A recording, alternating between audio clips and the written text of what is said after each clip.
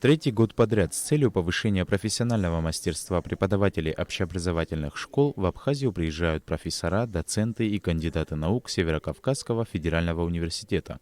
В этом году для проведения тренингов и мастер-классов по русскому языку и литературе приехали 9 специалистов. В течение 5 дней они проводили занятия просветительского, образовательного и научно-методического характера под названием «Русский язык. Шаг в будущее». Это 4 типа мероприятий, 4 блока так называемых. Первый блок – это педагогическая мастерская, в котором наши специалисты по методике, в частности по проектным методикам, делились опытом с вашими преподавателями. Второй блок – это представление ресурсов, электронных и интернет-ресурсов для обучения русскому языку.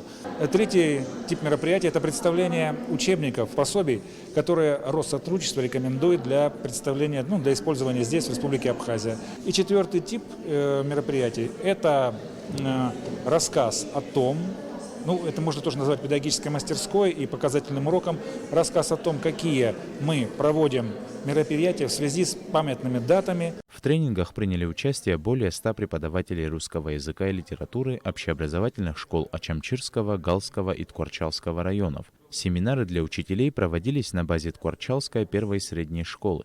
Тренинги у нас проходили уже 2 года назад, тоже бывали в Сухуми, но в этом году они прошли на базе нашей школы. Это плодотворная работа совместная, даст плоды. Подобные мероприятия по повышению профессионального мастерства педагогов общеобразовательных школ дают возможность учителям поделиться опытом, узнать о новых направлениях в методике образования. Конечно, такая связь необходима для учителей.